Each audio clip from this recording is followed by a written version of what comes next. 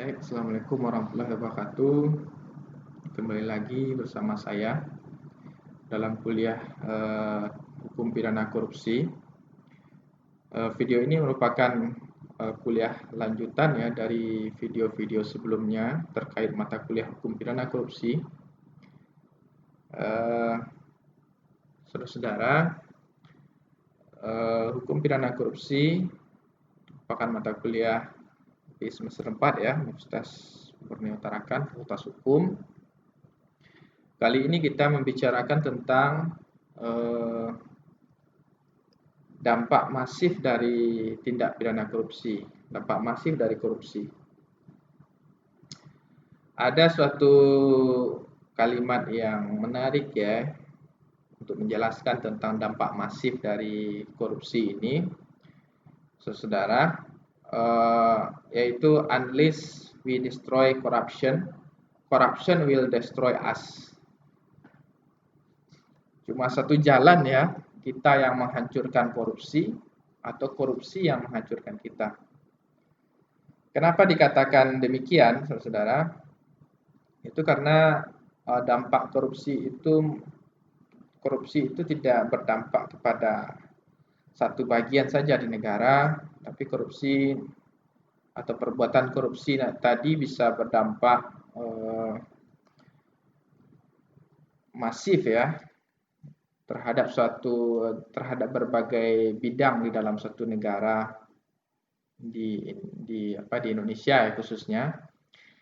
Korupsi itu tidak cuma berdampak terhadap misalnya ekonomi negara, tapi akan berdampak misalnya dalam bidang pendidikan, dalam bidang kesehatan, dalam bidang kesejahteraan sosial masyarakat, dalam bidang kehidupan setiap warga negara di Indonesia. Pastilah perbuatan korupsi itu akan berdampak. Sehingga hanya satu jalan bagi kita yang kita berantas korupsi atau korupsi yang menghancurkan kehidupan berbangsa dan bernegara kita. Kita lanjutkan. Ada pokok bahasan dan sub pokok bahasan. Pokok bahasan kita dampak masif dari korupsi, yang kemudian menjadi sub pokok bahasan itu ada 7 sub pokok bahasan. Ini 2, 3, 4, 5, 6, 7 yang semuanya itu terkait dampak dari korupsi, dampak masif dari perbuatan korupsi dalam suatu negara. Saudara, dari sub pokok bahasan ini bisa kita lihat apa yang akan kita uraikan selanjutnya terkait perkuliahan hukum pidana korupsi kita kali ini. Kemudian, saudara, korupsi tidak hanya berdampak terhadap suatu aspek kehidupan. Korupsi menimbulkan efek domino yang meluas terhadap eksistensi bangsa dan negara. Apa maksudnya ialah korupsi itu tidak hanya berdampak pada satu aspek kehidupan berbangsa dan bernegara, tapi masif ya.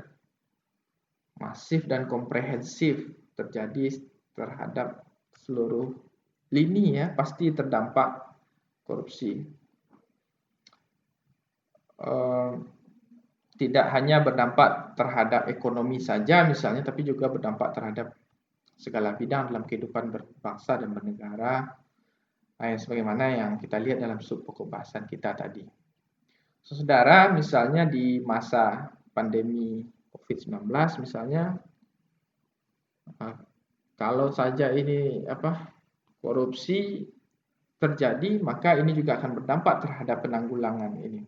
Bagaimana hak-hak masyarakat di masa-masa ini, masa-masa sulit ini bisa dioptimalkan negara dengan mengurangi sebesar-besarnya kebocoran anggaran dalam penanganan misalnya COVID-19 misalnya.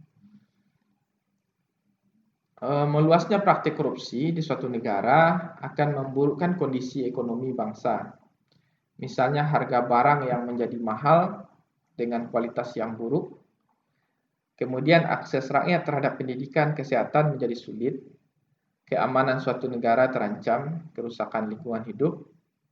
Citra pemerintah yang buruk di mata internasional, sehingga mengoyahkan sendi-sendi kepercayaan pemilik modal asingnya. Sehingga ujung-ujung krisis ekonomi yang berkepanjangan dan negara pun menjadi semakin terperosok dalam kemiskinan. Kita kaitkan dengan masa-masa sekarang ini, misalnya dalam penanganan pandemi COVID-19 ini, sangat bahaya sekali terjadi korupsi di masa-masa tertentu ini seperti masa-masa COVID-19. Atau disebut juga mungkin masa atau korupsi yang terjadi pada masa tertentu sebagaimana yang dikatakan di dalam pasal 2 angka 2 Undang-Undang 3199 Yunto Undang-Undang 2021. Apa keadaan tertentu dalam penjelasan pasal 2 itu adalah keadaan-keadaan tertentu seperti bencana alam, krisis ekonomi, dan keadaan-keadaan tertentu lainnya yang apabila terjadi korupsi tentu saja sangat berdampak terhadap kondisi atau kehidupan berbangsa dan bernegara kita. Tidak saja krisis ekonomi mungkin terjadi, mungkin saja negara akan chaos ya. Maka pasal 2 angka 2 itu mengancam dengan ancaman pidana mati bagi pelaku tindak pidana korupsi di masa-masa tertentu tadi. Artinya adalah korupsi itu adalah suatu tindak pidana yang berdampak sistemik dan masif, berdampak meluas, tidak saja kepada pelaku atau korbannya itu negara, tapi yang paling penting kita pahami itu adalah yang paling besar menjadi korban dari suatu kasus korupsi itu adalah masyarakat. Masyarakat yang akan berdampak langsung terhadap banyaknya terjadi korupsi dalam suatu negara. Kemudian saudara-saudara, pernahkah kita membayangkan akibat yang ditimbulkan oleh korupsi? Kalau kita lihat akhir-akhir ini misalnya masyarakat kita di Indonesia itu tidak terlalu peduli terhadap kasus-kasus korupsi yang terjadi di Indonesia. Kita melihat bahwa masyarakat itu sudah mulai bosan dengan banyaknya terjadi kasus-kasus korupsi yang terjadi setiap harinya. Itu ada OTT KPK yang itu tidak saja menangkap orang-orang tertentu, kepala daerah, menteri, dan sebagainya, yang dalam hal ini kita lihat pelaku korupsi itu tidak kita lihat adanya penyesalan efek jerah dari perbuatan. Bahkan ada yang senyum-senyum sambil selfie pakai bajunya KPK itu. Kemudian pernahkah kita membayangkan ketidakpedulian kita terhadap kasus-kasus korupsi yang terjadi itu sebenarnya yang paling dirugikan itu adalah masyarakat. Itu dari dampak masif dari korupsi tadi yang berefek domino, tidak saja bagi negara dalam konteks misalnya ekonomi negara atau perekonomian negara, tapi yang paling berdampak itu adalah masyarakat pengguna sarana-sarana publik yang dikorupsi misalnya, yang bisa saja menghilangkan nyawa dari misalnya ada sarana publik yang dikorupsi yang kemudian menurunkan kualitas pelayanan publik yang bisa merugikan langsung kepada masyarakat. Karena dampak dari korupsi itu sebenarnya berdampak langsung kepada kita sebagai warga negara. Gimana negara kita ini bisa maju kalau semua atau sebagian besar dari anggaran negara, anggaran pendapatan belanja negara itu dikorupsi misalnya. Bagaimana semua warga negara, anak-anak bangsa, generasi penerus bangsa bisa mendapatkan pendidikan gratis misalnya, pelayanan kesehatan gratis, apabila anggaran dari pendidikan dan kesehatan itu malah dikorupsi sebagian besarnya.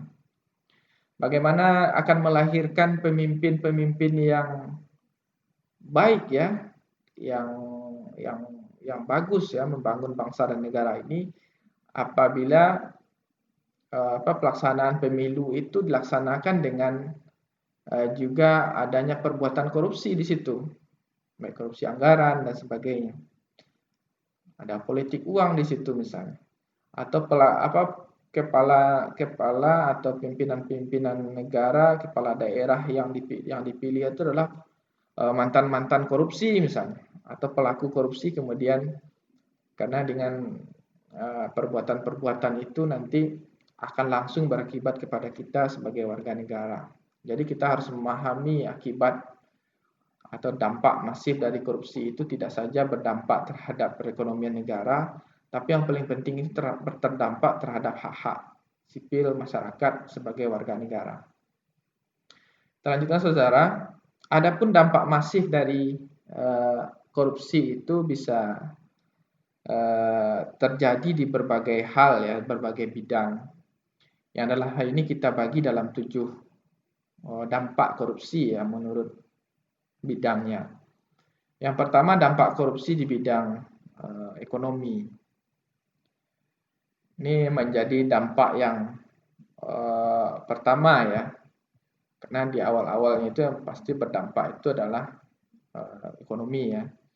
Yang kedua dampak sosial dan kemiskinan. Yang ketiga dampak birokrasi pemerintahan.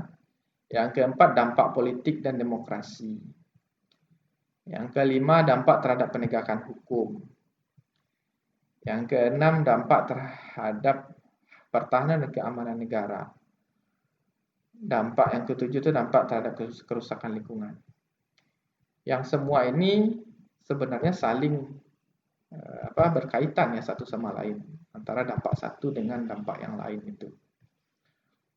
Saudara, sebenarnya dampak korupsi itu sebenarnya banyak lagi ya, tapi dibagi dalam 7 dampak ini yang saling berkaitan.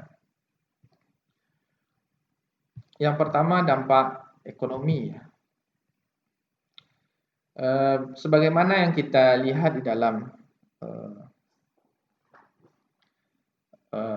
Undang-Undang Nomor 31/99 untuk Undang-Undang 2021, bahwa korupsi adalah setiap perbuatan yang secara melawan hukum menguntungkan diri sendiri, orang lain atau korporasi yang dalam hal ini merugikan perekonomian negara dan merusak perekonomian negara, sehingga dampak ekonomi menjadi dampak yang paling pertama ya terjadi kalau bisa dikategorikan dampaknya itu yang paling utama itu dampak ekonomi.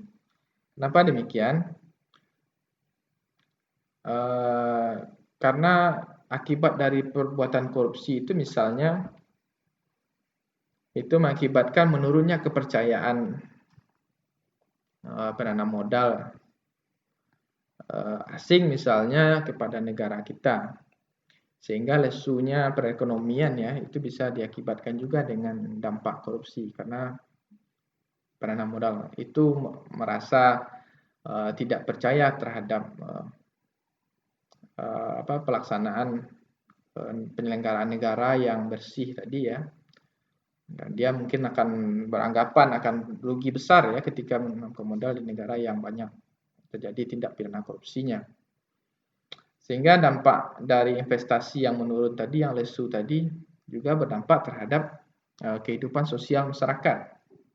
Dipastikan akan banyak terjadinya pengangguran misalnya kan, pengalian fasilitas publik yang seharusnya ada, kemudian pengurangan sarana prasarana publik, termasuk peluang pekerjaan, dan tentunya juga akan berdampak nanti penurunan produktivitas negara, sehingga negara yang seharusnya produktif ya dengan banyak sektor-sektor ekonomi yang bergerak, dengan lesunya tadi akibat tidak menurunnya kepercayaan publik terhadap perekonomian, menurunnya investasi dan sebagainya, maka juga akan berdampak terhadap mungkin meningkatnya kemiskinan di dalam negara. Kemudian dampak ekonomi ini sangat besar ya. Misalnya adanya pengurangan kualitas dari sarana prasarana publik ya. Akibat dari perbuatan korupsi tadi itu menyebabkan misalnya rusaknya jalan, jembatan dan sebagainya dalam waktu yang cepat ya setelah dibangun karena uangnya sebagian dikorupsi, itu juga merusak perekonomian negara.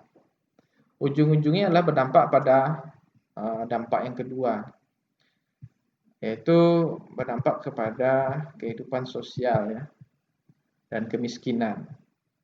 Dipastikan nanti akan meningkatnya angka kemiskinan dalam suatu negara, akan menurunnya kehidupan sosial, menurunnya kualitas sumber daya manusia dalam suatu negara juga akan mengakibatkan dampak-dampak rentetan yang luar biasa ya bagi kelangsungan generasi bangsa ya. Dengan banyaknya kemiskinan, kurangnya kualitas banyaknya masyarakat yang mengalami gizi buruk. Jadi dampak korupsi itu tidak saja terhadap ekonomi negara tapi langsung kepada masyarakat sebagai warga negara. Kemudian dampak korupsi juga kemudian berdampak pada birokrasi pemerintahan. Nah, kita bisa melihat banyaknya ditangkapnya kepala daerah, OTT KPK misalnya dalam kasus korupsi itu menurunkan kepercayaan publik terhadap pemerintah atau terhadap birokrasi pemerintahan. Publik tidak mau lagi misalnya patuh terhadap aturan-aturan perundang-undangan yang dibuat oleh pemerintah karena pemerintah sendiri dianggap sudah melanggar aturan-aturan yang mengaturnya secara administratif ya misalnya. Kemudian lahirnya banyak pemimpin-pemimpin pemerintahan yang korup itu melahirkan kebijakan-kebijakan publik yang menyusahkan masyarakat, yang menyakiti masyarakat, kemudian melahirkan kebijakan-kebijakan yang koruptif juga. Dan kebiasaan ketika seorang sudah melakukan korupsi, dia tidak akan puas dengan korupsi yang satu, dia akan korupsi yang lain. Sehingga hak-hak masyarakat dalam bidang birokrasi, pemerintahan, pelayanan publik juga akan berdampak dari kasus korupsi ini. Kemudian tentu saja yang keempat, korupsi juga berdampak di bidang politik dan demokrasi. Penyelenggaraan politik yang syarat dengan korupsi, seperti pemilu dan sebagainya, tentu saja akan melahirkan pemimpin yang korup ya, yang akan yang akan melakukan tindak pidana korupsi yang sangat luar biasa karena dia dipilih dari proses pemilihan umum yang syarat dengan korupsi juga. Kita bisa melihat di Indonesia itu hampir setiap pemilihan umum terjadi itu syarat dengan kasus korupsi. Sebagaimana yang kita kenal misalnya ada kasus korupsi Mulyana Kusuma itu ya tahun 2004 dalam pemilihan umum 2004 itu bisa dilihat bahwa terjadi kebocoran anggaran 30% untuk pemilihan umum di masa itu. Nah, itu dalam pengadaan barang dan jasa misalnya, dalam pengadaan sosialisasi pemilihan umum dan sebagainya. Belum lagi misalnya adanya suap menyuap, gratifikasi dan sebagainya. Yang itu juga di tingkat masyarakat melahirkan apa yang namanya politik uang atau money politik. Karena biasanya pemimpin yang lahir dari money politik akan mengeluarkan banyak anggaran dalam pemilu, sehingga ketika dia menjabat menjadi seorang kepala daerah, dia akan dikekang untuk mengembalikan asetnya yang terpakai ya, atau hutang-hutangnya terhadap pihak ketiga yang atau sponsor ya, yang mensponsor dia untuk menjadi kepala daerah. Yang bahayanya di Indonesia bisa saja cost atau money politik itu bersumber dari kejahatan juga, uang-uang narkotika misalnya, uang-uang korupsi sebelumnya dan sebagainya. Kemudian dampak korupsi terhadap penegakan hukum. Tentunya korupsi juga berdampak terhadap efektivitas penerapan peraturan perundang-undangan atau penegakan hukum. Dengan banyaknya penegak hukum, hakim, jaksa yang disuap dalam kasus-kasus korupsi yang banyak kita kenal di media massa, kita bisa pastikan korupsi sangat berdampak dalam penegakan hukum. Akan melahirkan putusan-putusan pengadilan yang tidak adil, akan melahirkan penegakan hukum yang tidak adil, dan tentunya hukum itu cenderung berdampak terhadap masyarakat yang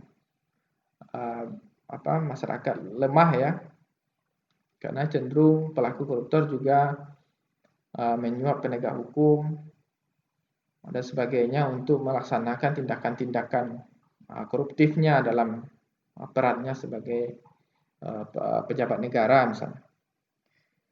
Tentu saja yang keenam, dampak korupsi juga berdampak terhadap pertahanan dan keamanan negara.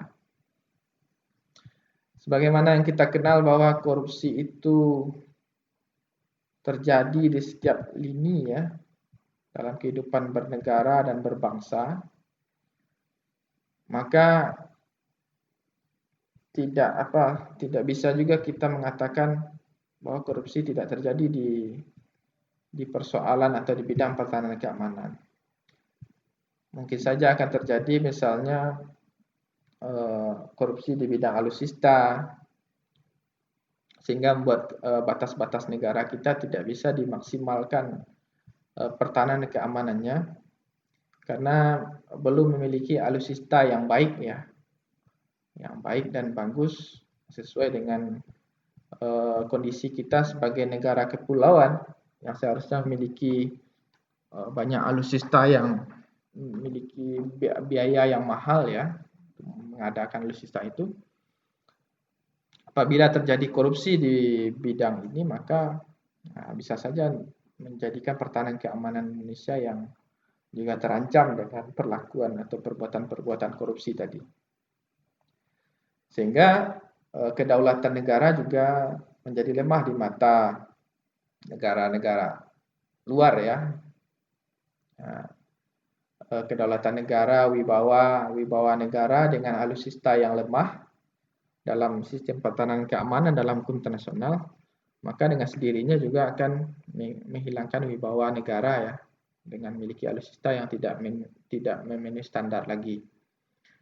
Belum lagi misalnya adanya serangan-serangan non militer ya dari pihak asing yang dalam ini juga sangat berpengaruh ketika bidang ini juga dimasuki oleh perbuatan-perbuatan korupsi.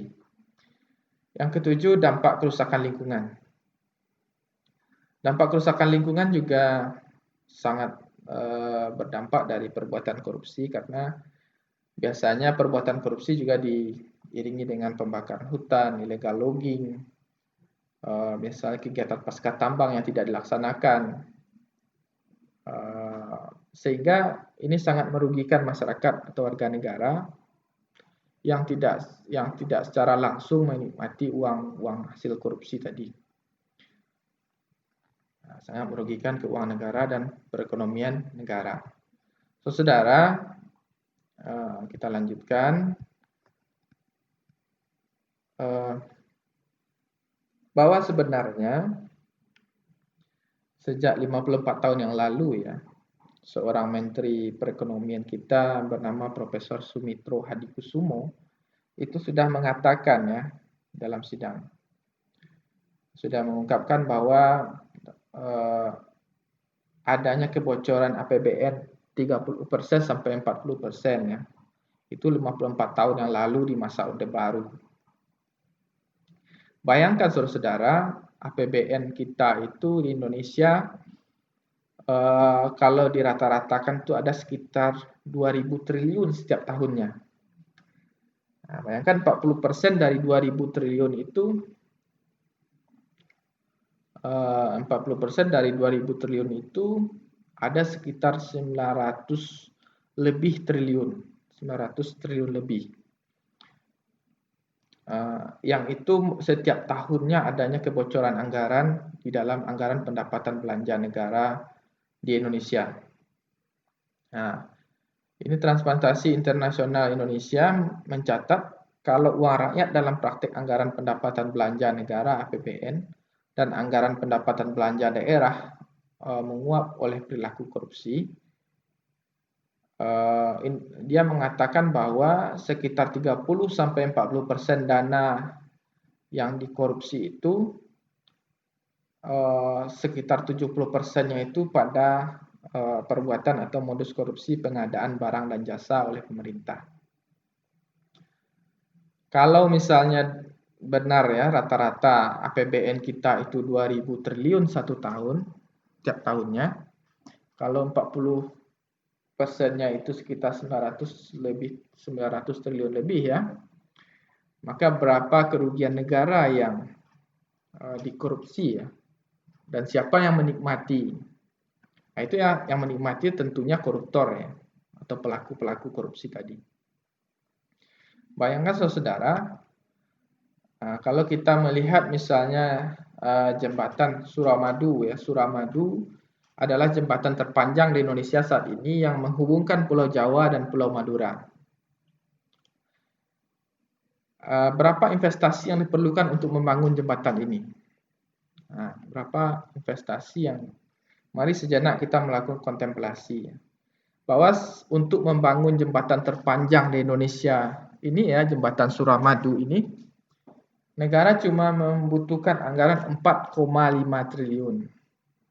Bayangkan kalau misalnya 40% dari anggaran APBN itu diselamatkan ya, 900 triliun lebih itu diselamatkan, mungkin ada ratusan, bahkan mungkin ya ratusan mungkin lebih ya, ribuan jembatan Suramadu bisa kita bangun di Indonesia ini, yang menghubungkan antar pulau-pulau di Indonesia ini bisa dikasih jembatan semua nih. Karena cuma 4,5 triliun sudah bisa membangun jembatan terpanjang di dunia.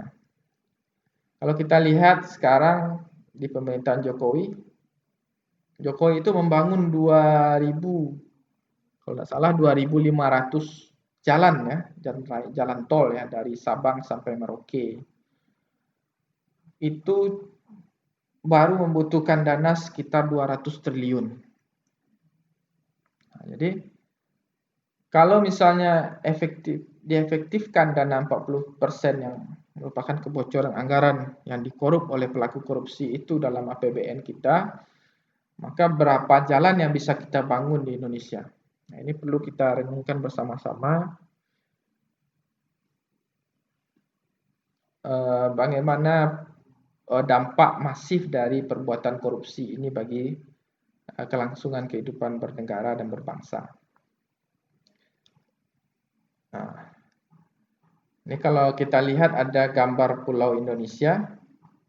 Kalau misalnya ini diefektifkan, ini bisa dikasih jembatan ini dari Sumatera ke Jawa, Jawa ke Madura dan seterusnya. Karena cuma 4,5 triliun sudah bisa membangun jembatan Suramadu seperti yang kita contohkan tadi. Jadi saudara, seharusnya bangsa Indonesia itu adalah bangsa yang besar ya, bangsa yang makmur. Jika suatu saat memegang tampuk pimpinan Indonesia, bagaimanakah seharusnya model penyelenggaraan pemerintahan yang seharusnya dilakukan agar rakyat makmur? Ini saya diskusikan sebagai tugas pertemuan kuliah kita kali ini, dan buat resumenya dalam bentuk tertulis terkait persoalan ini. Jika Anda suatu saat memegang tampuk pimpinan Indonesia, bagaimanakah seharusnya model penyelenggaraan pemerintahan yang seharusnya dilakukan agar rakyat dapat makmur dan sejahtera? Kemudian, apa yang bisa kita lakukan andai 40% dana APBN tidak dikorupsi? Nih. 40% dana APBN per tahun itu hilang. Itu per tahun. Bayangkan saudara, satu periode kepemimpinan pemerintahan itu, presiden itu 5 tahun ya. Kalau dikatakan misalnya kalau kita rata-ratakan 1.000 triliun bocor satu tahun saja, maka 5 tahun sudah menjadi 5.000 triliun. 2 periode sudah menjadi berapa ya? 10.000 triliun. Utang Indonesia saja sekitar 5.000 triliun. Berarti dalam 5 tahun Indonesia sudah bisa melunasi hutang luar negerinya. 40% dana APBN per tahun yang hilang itu apabila bisa kita efektifkan, kita selamatkan, tentunya akan melahirkan fasilitas umum yang luar biasa di negara yang besar ini. Terbuatlah jembatan-jembatan kualitas tinggi yang tidak bisa runtuh ya. 1 tahun pemakaian baru dibangun sudah runtuh. Sekolah baru dibangun 6 bulan sudah amblas ya atapnya. Ada 40% dana APBN yang hilang 1 tahun itu, 1 tahun saja ini ya. Kita sudah bisa melaksanakan sekolah gratis sampai perguruan tinggi. Biaya kesehatan gratis, perumahan murah, kenaikan pendapatan, listrik murah, modal usaha rakyat, air minum bersih siap minum, transportasi umum yang bagus, jalan-jalan jembatan yang bagus, rel kereta api ganda seluruh pulau besar di Indonesia. Kemudian lebih banyak lagi bandara dan pelabuhan. Kemudian industri tumbuh, jaminan sosial bagi seluruh rakyat. Kemudian juga alutsista yang cukup dalam hal pertahanan keamanan negara yang memiliki kondisi yang baik dan baru. Hutang yang bisa diselesaikan dan lain-lain tentunya akan semakin mensejahterakan rakyat. Pada akhirnya meningkatkan martabat bangsa kita di mata bangsa-bangsa di dunia. Saudara, melihat itu, masihkah kita akan melakukan perbuatan korupsi? Tentu ini kembali lagi kepada kita masing-masing ya. Bahwa sebenarnya korupsi itu sangat berdampak terhadap perekonomian negara. Ternyata tidak saja terhadap perekonomian negara, tapi berdampak masif ya. Yang paling kita harus pahami itulah yang paling rugi itu dari perbuatan korupsi adalah masyarakat sendiri. Tapi kecewa juga kita melihat zaman sekarang masyarakat itu tidak lagi peduli dengan kasus-kasus korupsi yang terjadi.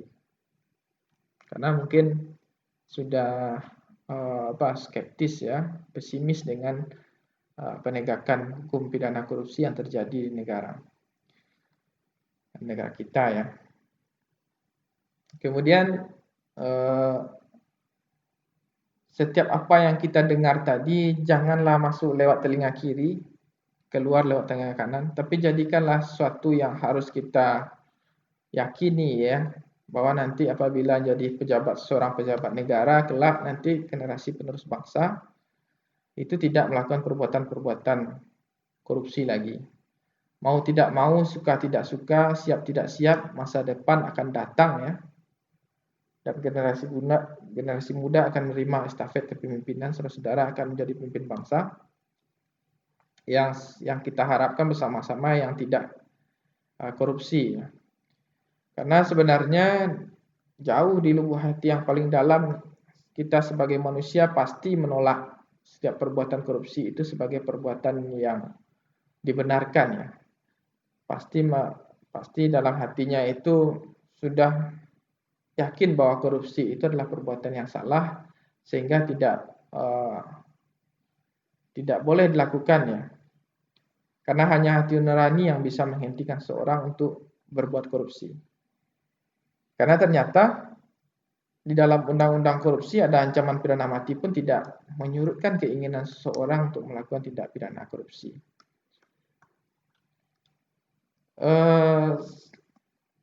Saudara,